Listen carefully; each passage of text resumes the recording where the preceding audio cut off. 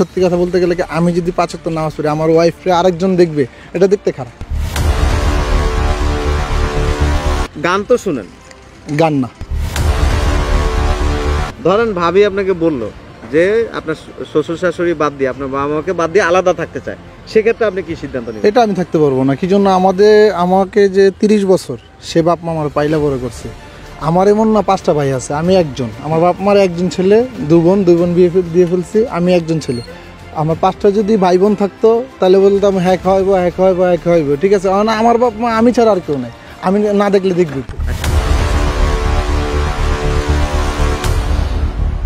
আসসালামু আলাইকুম। ওয়ালাইকুম আসসালাম। কি নাম ভাইয়ার? আমার নাম মোহাম্মদ সোহাগ। সোহাগ ভাই। জি ভাই। কিছু প্রশ্ন করব, যদি উত্তর জানা থাকে বলবেন, না জানা থাকলে আমি আপনাকে হেল্প করব। জি। ৫ ওয়াক্ত নামাজ তো পড়েন? জি। প্রতিদিন পড়েন? প্রতিদিন কন্টিনিউ। যাক আলহামদুলিল্লাহ। যেহেতু দাড়ি গালে আছে, দাড়িটা তো রেখে দিছেন। রাইখা দেওয়ার মতনই, রাইখা দেই নাই বললে হবে, ঠিক আছে। রাইখা দেওয়ার মতনই রাখছি। আর দ্বিতীয় কথা, অফিস মেনটেন করতে হলে সব দিকে বিবেচনা করে, কি লেগে চাকরি বাজিতে হলে সব কিছু করতে হয়। ক্লিন শেপ চাই, কোম্পানি চাই ক্লিন শেপ, আমরা তো তা করতে পারি না, ঠিক আছে। তার ক্ষেত্রে আমার যেটা দরকার, যেটা রাখতে হবে, এটা রাখার চেষ্টা করি সবসময়। আচ্ছা, আরেকটা প্রশ্ন, ডাক্তার জাকির নায়েককে চিনেন কিনা? ডাক্তার জাকির নায়েক, হ্যাঁ চিনি। ওনার লেকচার কি কখনো শুনছেন? হ্যাঁ শুনছি। কতগুলি শুনছেন আনুমানিক? হবে ১-১৫০ তো হবেই। ১-১৫০ হবে। ওনার সম্পর্কে আপনার কি মন্তব্য কেমন? ভালোই। একজন ইসলামিক স্কলার হিসেবে ওনাকে নিয়ে ওনাকে ভালো লাগে? হ্যাঁ ভালো লাগে, হ্যাঁ ভালো ছিল, থাকবে। ভালোবাসেন ওনাকে? হ্যাঁ অবশ্যই। আচ্ছা, আরেকটা বিষয় হচ্ছে যে যেহেতু ভাবি, ইসলামে তো বলা আছে যে পর্দা করা মহিলাদের জন্য এটা ফরজ, পর্দা করতে হবে। আর একজন মহিলা যদি বেপর্দায় চলাফেরা করে, এটার গুনাহ কিন্তু হাজবেন্ডের। হ্যাঁ এটা অবশ্যই। তাই এমনি ভাবিকে পর্দা করার জন্য কি বলেন না কখনো? হ্যাঁ বলি। আজকে বলতেছে এভাবে একটু বাইরেই। আচ্ছা, সব দিনই পর্দা করে বাইরে, আজকে আমি বলছি দেখো এইভাবে না, কয় এইভাবে একটু বাইরেই আজকে। যেহেতু ঠিক আছে, ওনার মন চাইছে উনি বের হয়েছে, কিন্তু না এটার জন্য না। আমি সত্যি কথা বলতে গেলে কি আমি যদি ৫ ওয়াক্ত নামাজ পড়ি আমার ওয়াইফরে আরেকজন দেখবে, এটা দেখতে খারাপ। অবশ্যই। তো সেক্ষেত্রে যেহেতু আজকে করে ফেলছে, যাক আল্লাহ মাফ করে দেওয়ার মালিক। ইনশাআল্লাহ নেক্সট টাইম থেকে তো ভাবি পর্দা করে চলবে। হ্যাঁ অবশ্যই, এটা বলতে হবে না। আর গান তো শুনেন? গান না। গান শুনেন না? মাশাআল্লাহ, অনেক ধন্যবাদ। আমি এটার জন্য ওয়াজ প্রতিদিন শুনেন? কম বেশ শোনা পড়ে। ভাবি শুনে? ভাবি হ্যাঁ শুনে। আমি যদি শুনি তো আমার ওয়াইফ কোথায়? ভাবি কি ৫ ওয়াক্ত নামাজ পড়ে? হ্যাঁ। যাক আলহামদুলিল্লাহ, খুশি হলাম। আপনার যেহেতু এটা কি ছেলে না মেয়ে? মেয়ে। ভবিষ্যতে যেহেতু মেয়েটা বড় হচ্ছে, কিসে পড়াবেন? বাংলা লাইনে পড়াবেন না মাদ্রাসায়?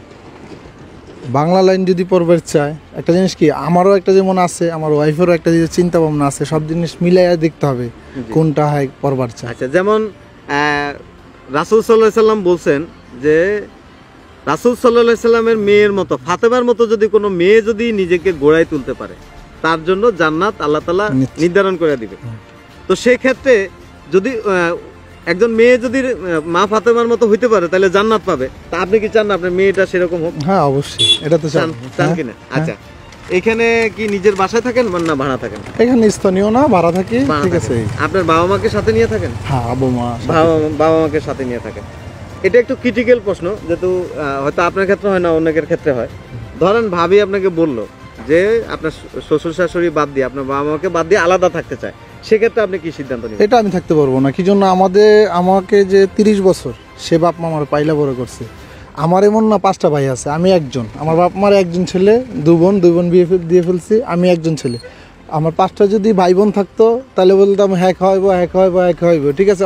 আমার বাপ মা আমি ছাড়া আর কেউ নাই, আমি না দেখলে দেখবি। আচ্ছা, আপনি দেখবেন এমন সিচুয়েশন যদি হয়, হ্যাঁ, যে আপনাকে খুব প্রেসার করতেছে ভাবি, না প্রেসার ক্রিয়েট করলে তো আমি পারবো না, সরি। যদি হলে তাকে রাখবো না। মাশাআল্লাহ, আলহামদুলিল্লাহ। আপনার উত্তর শুনে উনি এটা করবে না, এটা আমি বিশ্বাস আছে। যেটা আপনার ওয়াইফকে আপনার বিশ্বাস করে, অনেক মেয়েরা এই কাজগুলি করে না, আমি এটা তো আমার কাছ থেকে এটা আমি অ্যাকসেপ্ট করি না। রাইট, খুব খুশি হলাম।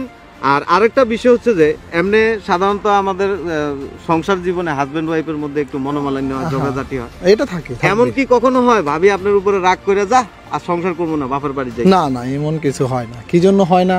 এইভাবে আমি ওইভাবে কোনো কিছু হিট করি না, প্রেসার কিট করি না, দেখেই আমার সাথে কোনো কিছু হয় না। দুজনের মধ্যে আন্ডারস্ট্যান্ডিংটা মাশাআল্লাহ অনেক ভালো। এগুলো আমার একটা কথা হলো, আমি যদি চেতি চুপ থাকে, যদি চেতে আমি চুপ থাকি, দরকার নাই। যাক আলহামদুলিল্লাহ। ঝরকায় গেলে ঝরকা পারবে। আপনি যদি আমার একটা গালি দিয়ে কথা বলেন, আমি তো অবশ্যই চিন্তা করবো হ্যাঁ আমার গালি দিছে, সে আমি যদি একটা গালি দিই তার ভিতরে আমার ভিতরে তফাৎটা হলো কি? আচ্ছা, আরেকটা প্রশ্ন করি, সেটা হচ্ছে যে বলো। অনেক সময় বাবা মা আপনাকে এটা করতে বলে ওইটা করতে বলে, অনেক সময় আমরা একটু উত্তেজিত হয়ে যায়, বাবা মার সাথে খারাপ ব্যবহার করি, কখনো এরকম হয়েছে? না, কোনোদিনও না। 30 বছর একদিনও না। আমার বয়স চলতেছে এখন 24 জি 24 প্লাস, ঠিক আছে। কোনোদিন আমার বাবার সাথে কোনোদিন খারাপ বিহেভ করিনি, করার চিন্তাও নেই। আল্লাহ যদি বাঁচায় রাখে, হায়াতে কুলায়। আব্বা মা তো 5 ওয়াক্ত নামাজ পড়ে, যাক আলহামদুলিল্লাহ। আর শেষ প্রশ্ন, আল্লাহ তাআলা বলছেন যে তুমি যদি কোরআনের একটা আয়াতও জানো সেটা প্রচার করো। ধরেন আপনি নামাজ পড়েন, আপনি জান্নাতে যাইলে তো হবে না, আপনার আশেপাশের মানুষকে হ্যাঁ, নিয়ে যেতে অবশ্যই। হবে। তো একটা কি ওয়াদা করবেন আমাদের দর্শকদের সামনে যে প্রতিদিন অন্তত 2টা মানুষকে নামাজের জন্য উৎসাহিত করা? প্রতিদিন আমি 10 জন মানুষকে বলি। যাক আলহামদুলিল্লাহ, আল্লাহ আপনার আমি বলি আপনাকে, আমি বলি আমি ফিনিক্স ইন্স্যুরেন্স কোম্পানিতে চাকরি করি। আর দ্বিতীয় কথা হলো আমি ওইখানে মজ্জিম হিসাবে আসছি, জি জি, ঠিক আছে। আজান দিই, সব কিছুই করি আমি। যাক আলহামদুলিল্লাহ, খুশি হলাম, থ্যাংক ইউ, ধন্যবাদ। আসসালামু আলাইকুম। আসসালামু আলাইকুম। ভাইয়ের কি নাম? আমার নাম মোহাম্মদ মহসিন। মহসিন ভাই। মহসিন ভাই এমনি তো 5 ওয়াক্ত নামাজ পড়েন জি ইনশাআল্লাহ। আলহামদুলিল্লাহ। যাক, তো বিয়ে তো করেন নাই, জি তো ভবিষ্যতে তো বিয়ে করবেন, জি। কেমন মেয়ে বিয়ে করবেন? একটু খোলামেলা না পর্দাশীল? না, পর্দাশীল মেয়ে তো বিয়ে করবো, কারণ খোলামেলা তো ইসলামে জায়েজ নেই। আর পর্দাশীল মেয়েরা অনেক ভালো থাকে খোলামেলা মেয়েদের সাথে। ধরেন আপনি বিয়ের পরে, মানে আল্লাহ যদি বাঁচায় রাখে, বিয়ের পরে আপনার ওয়াইফ সংসার জীবনে আসার পরে সে বললো যে তুমি বাবা মা আলাদা থাকুক, আমরা আলাদা থাকবো, সেক্ষেত্রে আপনি কি করবেন? সেক্ষেত্রে আমি তাকে বুঝাবো যে এমনটা করা ঠিক না।